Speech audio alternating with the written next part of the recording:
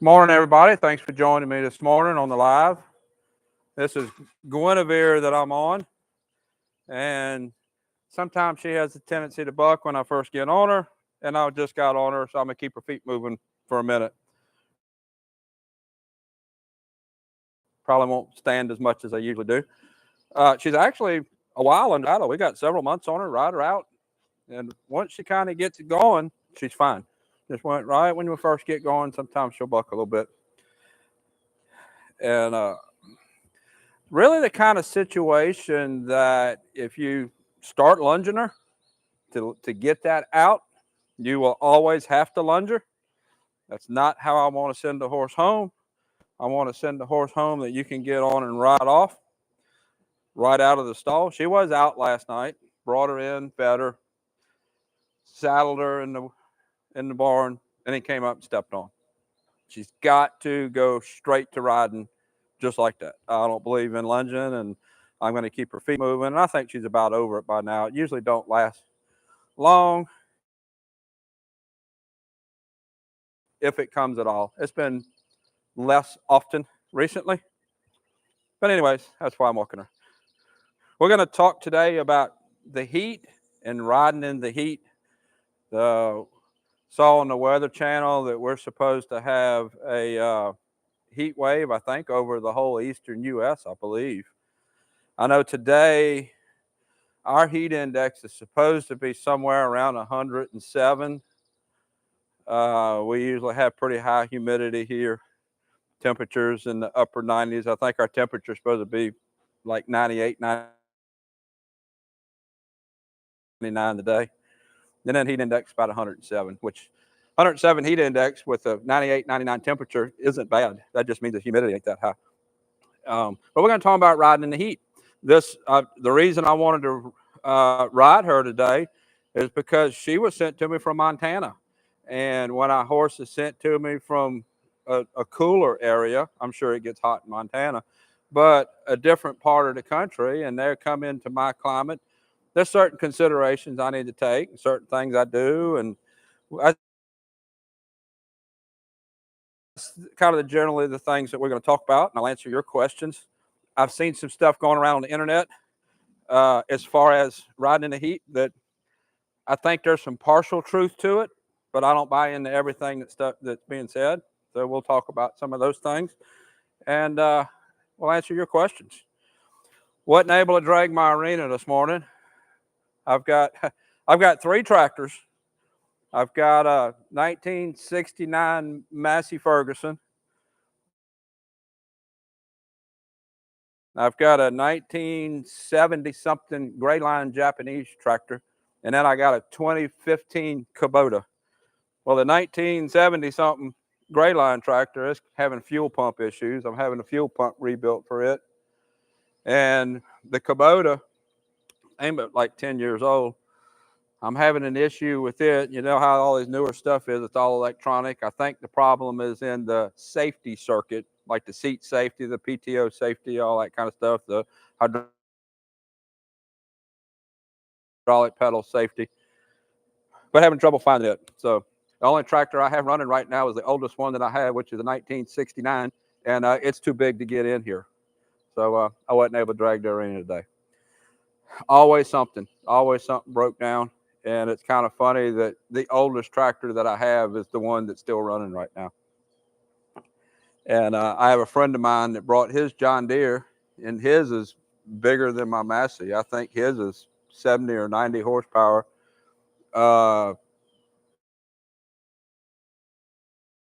John Deere, just about the same age. I think his is actually even older. And of course, that one's running. So I generally prefer to buy older tractors. I bought this Kubota. This is a Kubota B2650. It's small. It's a compact tractor. It's great for cleaning stalls, dragging the arena, stuff where you need a small tractor to get around these small places. But I've had trouble with this tractor ever since I got it, and trouble with the dealer that services it. So not too keen on Kubota right now. And it's hard to buy an actual American-made tractor. Not much, especially small tractors. There's not much American-made, and that's I've always tried to buy American made everything, but hard to do that nowadays. So that's why my arena isn't drugged. So maybe I'll get it drugged later this evening. So Guinevere here was sent to me from Montana. She came to me in the winter, thank you, winter, early spring, something like that, to be started. And it was not hot up there at the time. I'm sure they have warm summers up there, but I don't think they have the kind of humidity that we have. So I have to kind of keep an eye on her. I've had horses sent in from other cooler climates, and some of them have more issues than others, which is kind of the basis of where the direction I want to talk from. People want to make these hard rules, and I've seen stuff like if the temperature and the heat index, you add the two together and it's above a certain number, it's safe to ride. And if it's above a certain number, then it's a danger area. And above a certain number, you shouldn't ride. And it really doesn't hold true, because a lot of the danger areas that they talk about in that, if that was really a problem for horses that are used to that temperature, you never ride anything in the South or South Texas or anything like that, or Central America. Um, so much of it has to do with what the horse is used to, and you have to watch the horse, get to know the horse to understand at what point is the horse having an issue. And horses can have heat stroke, and it does happen. I don't think it's real common, but it can happen. But the bigger issue that I've seen is if a horse is having trouble with the heat, then they start struggling with the heat, struggling with breathing, struggling with cooling themselves, and they don't eat. They don't graze, they don't eat grass, they don't eat hay, and you end up with stomach ulcer issues. And that is probably the most common issue related to heat that I see. A lot of the horses that come in from up north, a cooler climate, as soon as I notice that they're having trouble with the heat, I'll put them on some omeprazole, just as a preventative, because if they're standing and having trouble regulating their body temperature, they're not going to want to graze. So I'll try to make sure those are in during the day, and other horses that are more used to the climate are out during the day. And situations like that. I just posted a video of Stash this morning on my Patreon, and he came from, I can't remember, North Carolina, maybe. I don't remember what state he came from, but I wanted to keep an eye on him for heat to see if he had any trouble. And if you see that video on Patreon, he was sweating pretty good. He kind of got himself in trouble trying to do some bad things. So the horse starts doing bad things, they're going to move their feet. So he got pretty hot, and I was concerned about how hot he was in relation to how hot he is used to being in the environment. But no issues. Put him on the tie line for a while. Ended up bringing him in, hosing him off. No issues with the heat. He grazed good afterwards, ate good. So there's situations like that where the horse is fine with the heat.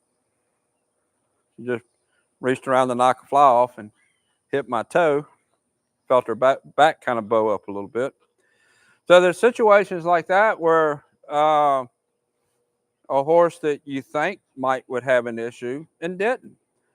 I had Denali. If you've been watching me for a while, Denali was sent to me from Massachusetts, I believe, and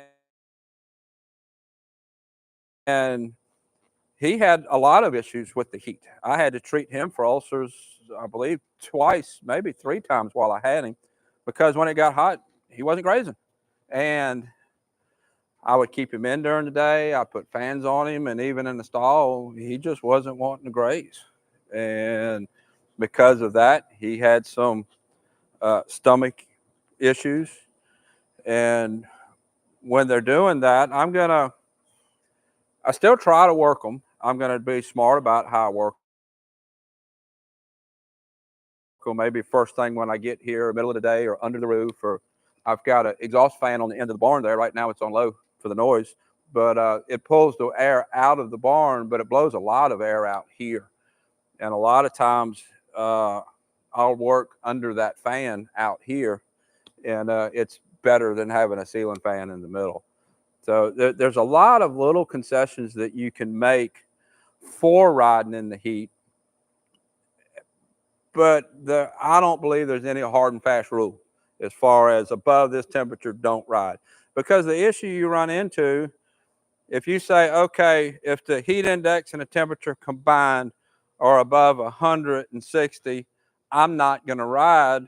Well, you're not helping your horse manage that heat to get used to it any. Temperature gets above 160, the temperature and the humidity above 160, and you put him in the stall in front of fans, well, he's not going to get used to that temperature. He's not going to acclimate to that temperature. So you're not helping him. In some situations, you're actually making it worse because you're taking him out of that environment, and later maybe 150 becomes an issue because you took him out at 160. A lot of variables there that's going to change depending on your horse. Any questions? Yes, we have a super chat from I don't give a Thanks for the super chat. and she also has a question. Okay. I just bought a 9-year-old AQHA gelding. He was a stallion until September of 2024. I want to help him build some more muscle. What feed would recommend besides hay? Okay. So she just bought a AQHA horse. He was a stallion until 2024. He's 9 years old and wants to help him build muscle. What feed to put him on? So when you look at building muscle, you have to look at your whole feed program. The pasture, the roughage, the grain, everything that the horse gets. And in order to build muscle, you have to have protein. So where a lot of people mess up when they're trying to build muscle is they don't put the nourishment into the body that the body needs for building muscle. A lot of people believe that you feed a higher protein feed alfalfa, especially here in the South. A lot of people don't like alfalfa because they say it makes a horse hot. Well, what happens if you don't feed enough protein, then you're not putting the nourishment in the body to build muscle. So here I feed a 14% pellet because they need it for the muscle, they need it for the energy that they're burning, and everything gets alfalfa cubes. The hay that I give is just a generic hay.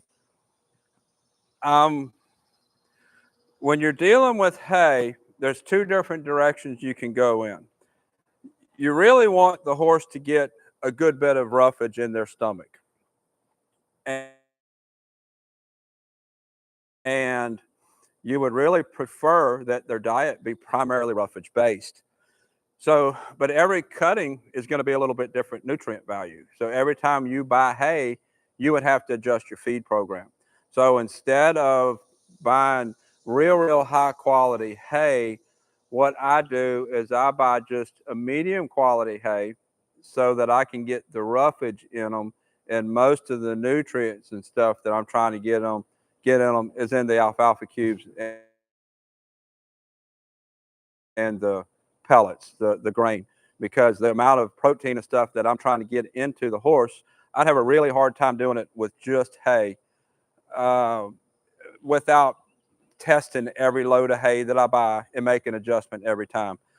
Here where I live, it's too hot to grow alfalfa.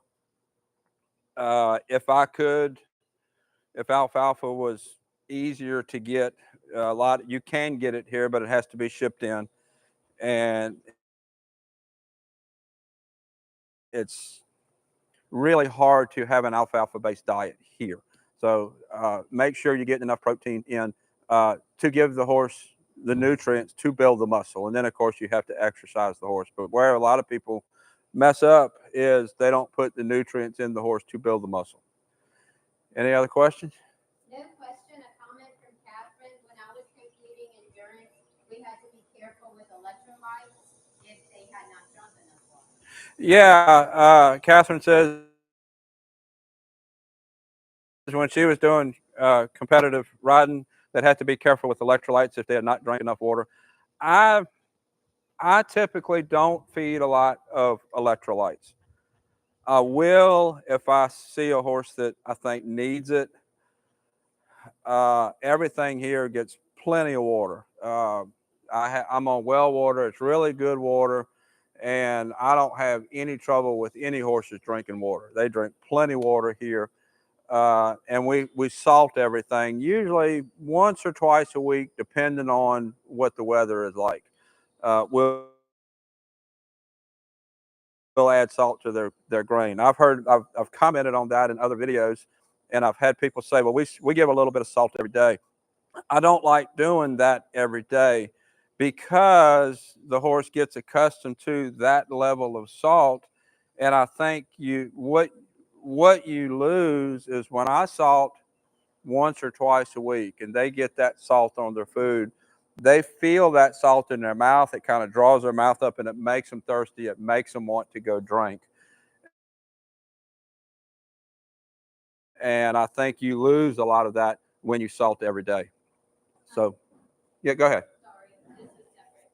Catherine said, I remember Denali. If Tim remembers where in Massachusetts he was from, I would like to know who the owner used for shipping. Yeah, they were in Massachusetts. I don't remember the shipper that brought him. I don't remember.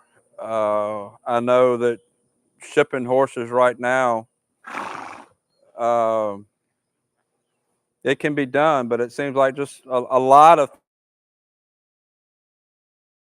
things in the horse world. It's just busy right now, and a lot of times you can find a shipper, but you have to kind of wait on their schedule. And I'm seeing that. I've got a couple of horses being shipped into me within the next few weeks, and we're just working with their schedule.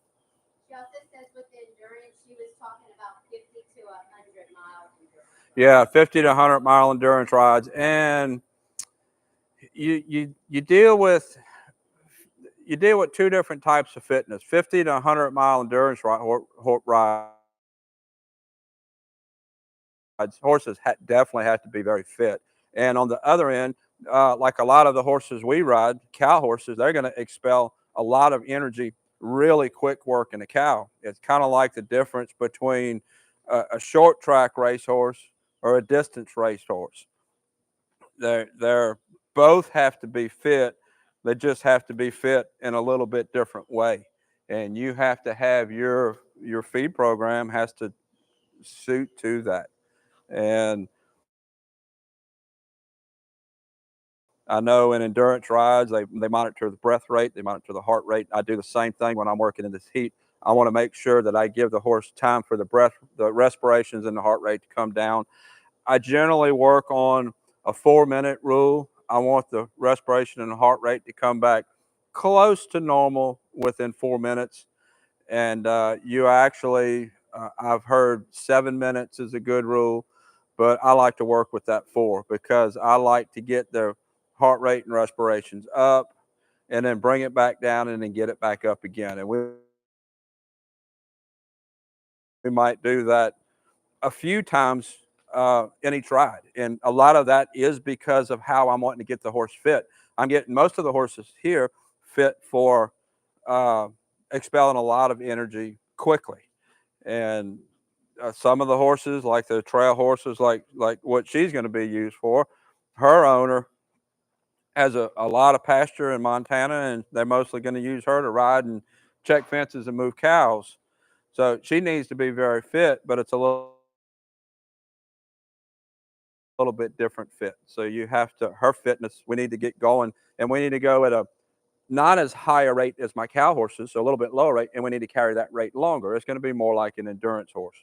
So you have to change all that according to what the horse is going to do, and you have to adjust all that for the heat, which that's what we all need to work with right now, with the heat being as bad as it is, and doing the best for our horses. Who's peeking over the fence, the wall? Oh, that is shoot, my mind went blank. That is Basta looking over the fence, and we are riding Basta now. If you saw the videos of her earlier, she was pretty rough, and I'll be posting some videos of her under saddle soon. It was pretty rough getting her under saddle, and the worst part about getting her under saddle was actually just getting on. Once we get on, she rides okay, but the getting on part is pretty rough. And she is a different type of learner. I'll be talking about that in her video. She doesn't learn like a typical horse, and I've adjusted her training program because of that. I've actually broken what would be a lot of pretty major training rules with her because of how she learns. And that's one of the reasons I haven't posted many public videos, because when you see what we're doing in the video and how she reacts, the normal response would be she's not ready for that. But the way, whatever point she is in her progress, and we keep doing that thing, whatever point we're on, like saddling. She was bad to saddle. I was saddling her stall. I've done a video of saddling her out here, and it was rough, and it wasn't getting any better. And no matter how many days in a row I saddled her, it wasn't getting any better. But now that we're riding her, the saddling is better. So when we went to the next step, getting on, the saddling got better. And now we're riding her. She rides okay. No buck, no rare. She's kind of scoots off. The scooting off was pretty bad in the beginning, but it's not terrible now. And it's not bad. Parts of it's almost even fun. And in the process, in doing that, saddling got good. And that's just kind of how she learns, which is really, really different. And making those kind of adjustments from a trainer standpoint, and she was at a trainer before she came to me, another trainer. And you have to really trust your program to make those kind of adjustments. When you go in the stall with her and she acts like she's never seen a person before, it was really hard to say, okay, we need to get a saddle on her and get out here and go get on her. That concept just don't seem right. But when you have the confidence in the program that I feel like I have, that was the decision we made. And she's progressing. And she's actually, I think, going to end up being a really nice horse. She has a really good gait, probably one of the smoothest gaits of a horse I've had in here in a while. She is a Peruvian Paso, and really nice gaited horse there. She's got her head over the top now.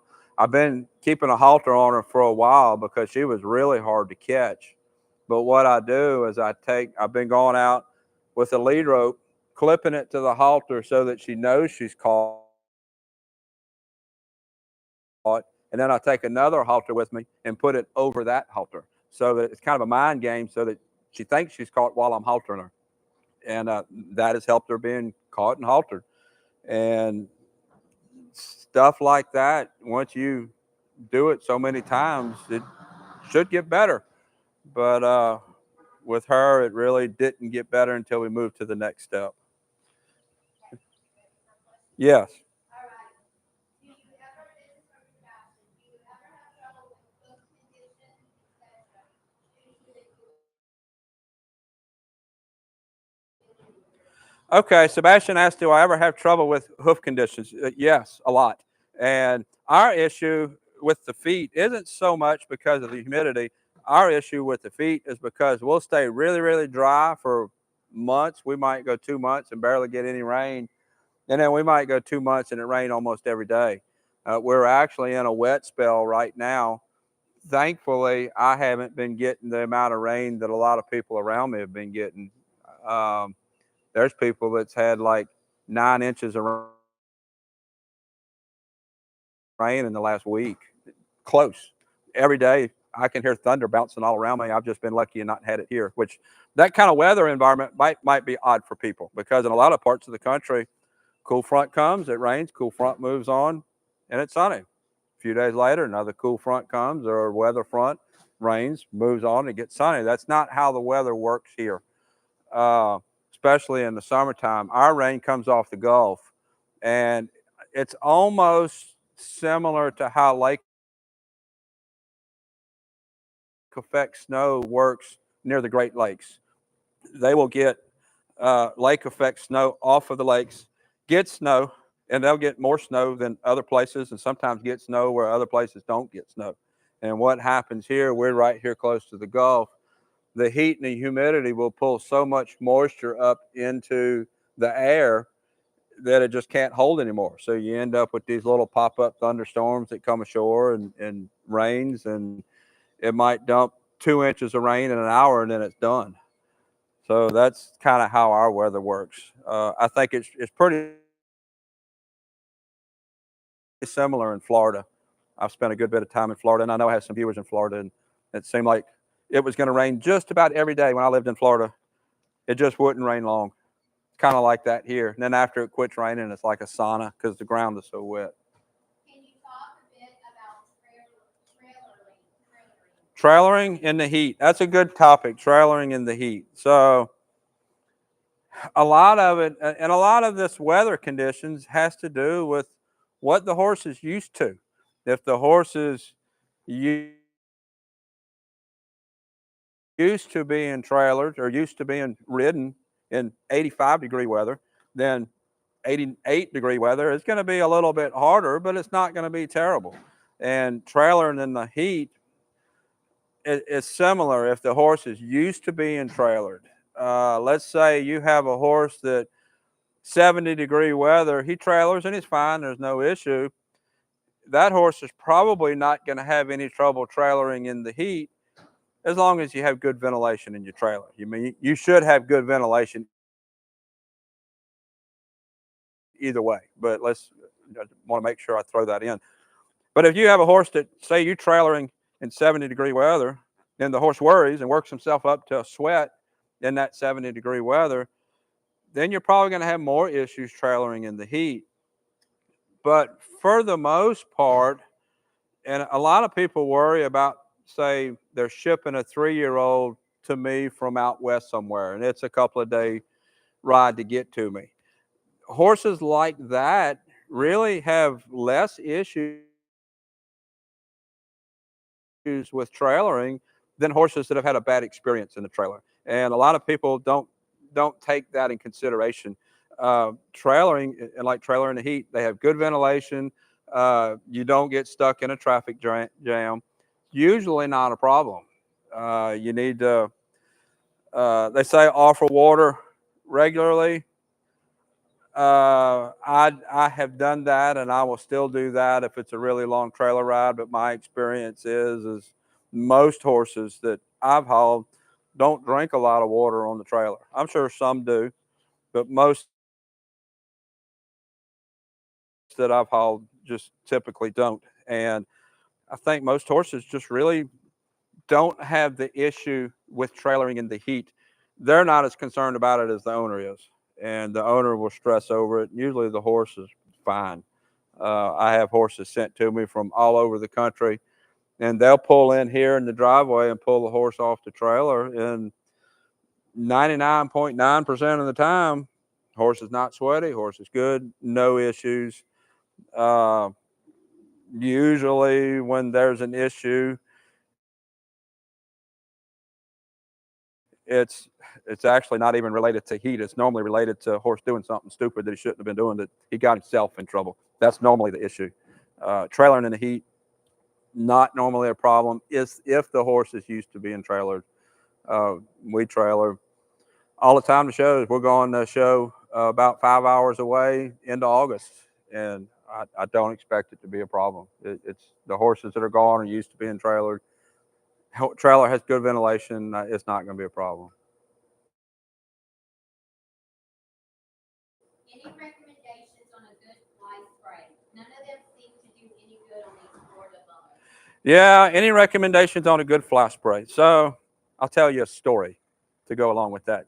And I think it's Lake Providence, Louisiana. Not sure. It's up that direction, kind of northeast Louisiana. There's a cotton museum. And in that cotton museum, I saw a picture on the wall, like an 8 by 10 picture of a man riding a horse through the cotton field. He had a contraption sitting right here that was putting smoke out.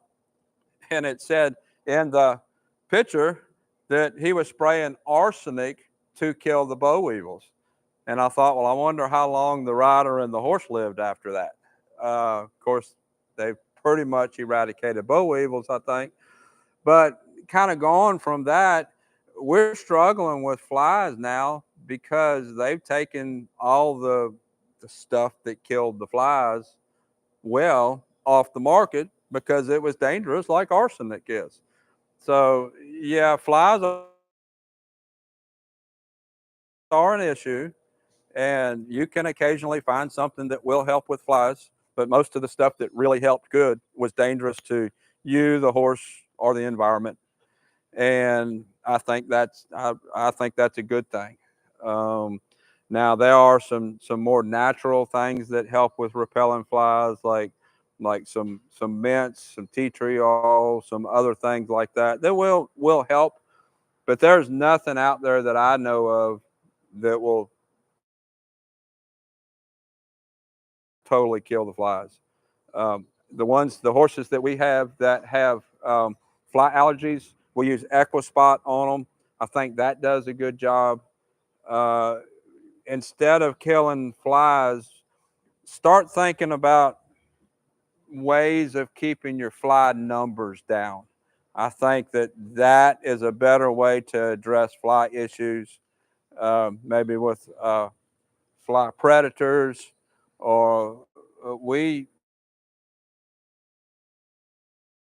used a lot of sticky traps. Um, that helps a lot. The fly sticky traps that we hang up, and that helps to keep our fly numbers down. And really, I've addressed there's some flying around her. I've addressed that more from that point of view of trying to keep the numbers down. And the other side of that is if I have a horse that's just totally irritated when there's one fly flying around, that horse needs to learn to tolerate that one fly. And that's another train of thought that I have. I mean, you want to make the horse relatively comfortable, but horse needs to tolerate flies to an extent. And we are having a really bad fly year here. I don't know about in other parts of the country, but it's really bad here. And I remember my grandfather telling me that anytime you had a bad fly year, when the flies were really bad and when the house flies started biting, that meant you was going to get a hurricane. So, huh? Yeah, Melinda said the flies have been terrible. They have been. That worst year than we've had in years. And so because of that, I'm kind of having in the back of my mind, I'm watching the hurricane season a little bit more. Kind of have that hurricane prep in the back of my mind a little bit more. Being just kind of being prepared. Uh, that's yeah. That a lot of those old wise tales. I think some of them like that can be true. So that's kind of my speech on flies. All right, a follow-up question to the one about the spray. What do you think of long-term spot-on repellents? Okay, so the long-term spot-on repellents like EquiSpot, that's mostly what we use with the horses that have bad fly allergies. Uh, the ones I think we have three here that's on EquiSpot. We don't put it on all of them. It's not really that expensive, but we don't put it on all of them. We pretty much just reserve that for the ones that have bad fly allergies, and it does help. If you have one or two horses, it might be something that you want to do, but that is helpful. That does work. Catherine said they're having a Catherine says they're having a terrible tick season. Luckily, we don't have a lot of ticks here. We have a few, not bad. And then the ones that we do don't carry the bad diseases like Lyme disease and things like that. So I think I've only seen 2 ticks this year, and which a lot of that is just the environment we're in. We ticks just aren't bad here, and because ticks aren't bad, we don't have the issues with Lyme disease and things like that. I don't think I've ever personally seen a horse come from this area with Lyme disease. The horses that I've seen with Lyme disease have all come from a different part of the country. So luckily, that's not an issue that we have. Sebastian said they're having issues with ticks this year too. Yeah, Sebastian says they're having issues with ticks. He's in England. Um, a lot of that is just so much related to the climate of where you are, and that's like different areas have different issues with flies or mosquitoes or horse flies or different things, and it's just the climate of where you are and what one part of the country has it, another part doesn't necessarily have it. But it's interesting that they're having an issue with ticks in England. I haven't spent enough time in other countries to really know what kind of issues that they have in other countries. Angela said Max Pro Force 50 for every 2 week treatment endurance roll on is what you recommended at one time. Yes, that is true. I still use that. I'll use the endure roll on in their ears. I still do that. A lot of horses will put that out. Well, just about all the horses. When we put them out, we'll roll that on in their ears. That helps with what we'll have here is the flies will get like on the tips of the ears and bite on the tips, and they'll start to get bloody. So we do still use that. Right now, I'm having more of an issue, or as much of an issue, with sunburn with a couple of paint horses and pink skin horses, and with those, I'm trying to keep them in during the day, and we get like regular spray sunscreen, and we'll spray that on. Uh, kind of back to the heat situation, riding in the heat, working a horse in the heat. We do a lot of icing horses' legs. We keep just regular ice packs from the drugstore in the freezer, and on those, all the 90% days, some of the 70% days, we'll ice horses' tendons, sometimes the lower legs, sometimes the hocks. Just depends on what we worked in on that day. We do a lot of icing horses' legs. Uh, I don't have any of the fancy ice boots or the ice buckets or anything like that. We use just plain ice packs from the drugstore and then polo wrap it onto wherever we're wanting to wrap. And we've used some cool packs along their back, things like that. That we do use a good bit of. And I what when we're working a horse in the heat and the tendons and stuff get hot and the muscles and stuff get hot, I want to use that ice to to pull that muscle back, to pull the heat out of that muscle, out of that tendon. So that's kind of what we use after the horse has been worked in the heat is ice packs, and that will, like, if we have a horse that might be struggling with the heat, we'll put ice packs on the back of the cannon bone and help cool the horse down that way, help compress the tendon that way. I've had very little. I think can only think of one flexor tendon issue I've ever had, and that horse had a previous flexor tendon issue before it came to me. Um, and I think because of icing the legs like we do, that helps those type of injuries. But we also don't really put the strain on the horse to begin with. So I think the combination of the two keeps those type of injuries away, which typically goes along with a heat related to working them in the heat and getting them too hot. Angela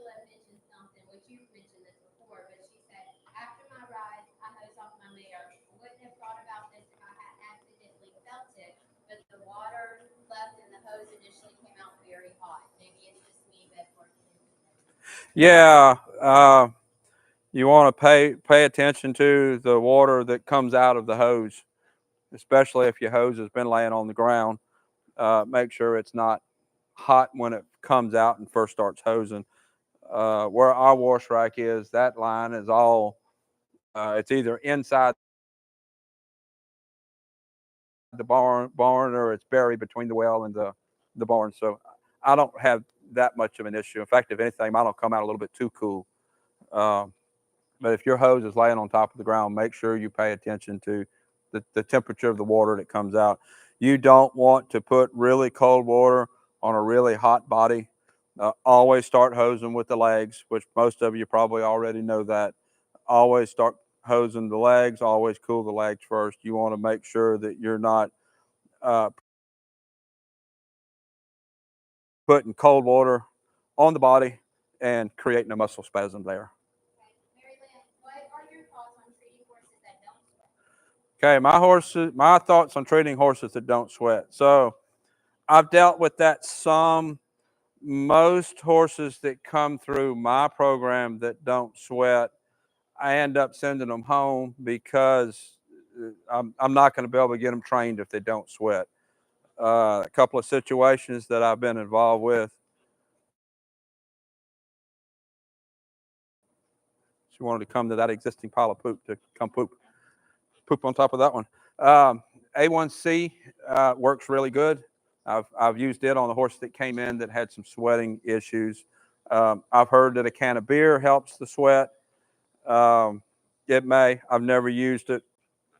Um, that A1C, I've used it and had pretty good luck with it. But horses that don't sweat, I usually send them home because they're not going to make it through training. There's too many issues there. Um, it's too risky for the horse.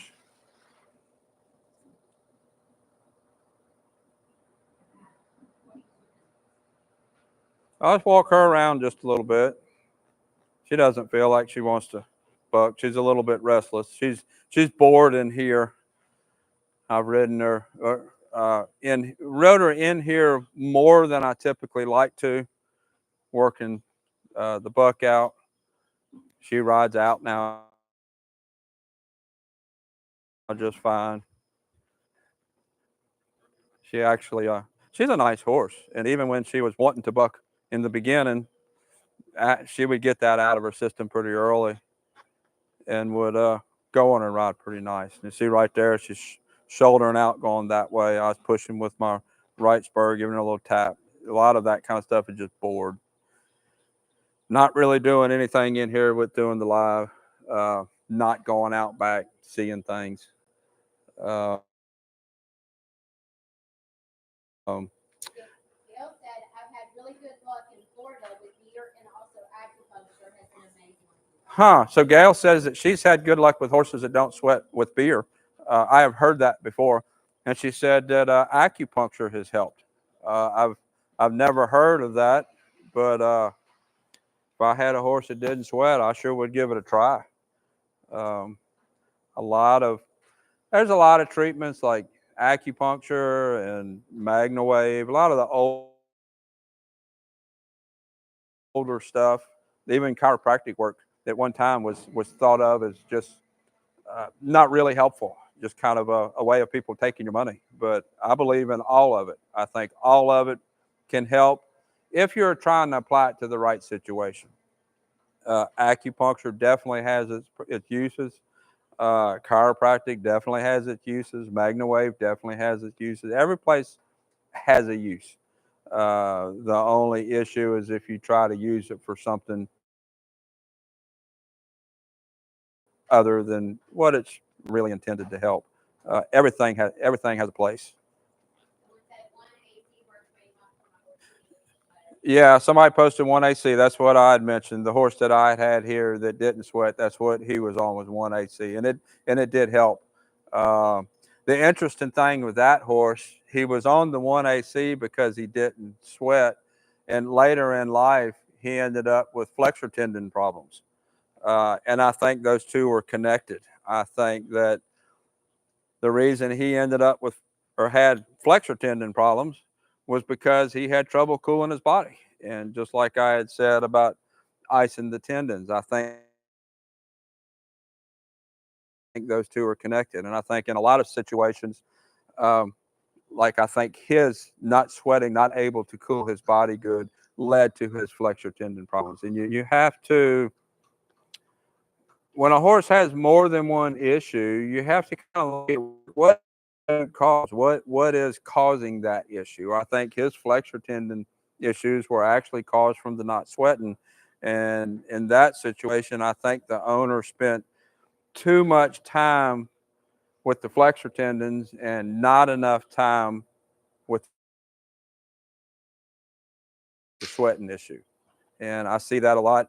We get stuff in our head that we need to treat this thing that we see in our horse, and actually, it's a different thing that we really should be looking at. I know two horses here, uh, they have navicular issues on the front, and if the navicular starts to flare up, the first thing we look at is the hocks. We make sure the hocks are comfortable, because when they have navicular flares, it's because they're loading up the front feet because the back feet are uncomfortable. So a lot of times when you have a horse with an issue, you can't get too focused on that one issue. You have to look at the whole horse and treat the whole horse. That's really important. That even when there's an obvious issue, look at the not so obvious issues. Happens a lot in lame. She wants to go move the cat.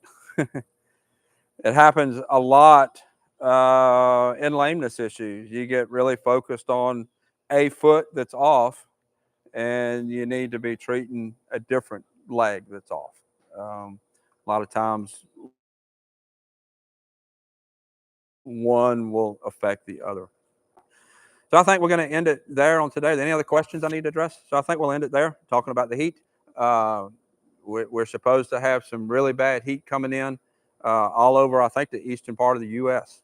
And if you're in that area or you're having trouble with your horse with the heat, message me and we'll talk about it. I'll see if I can give you some tips. But keep you safe, keep your horse safe. And until next time, thank you for watching.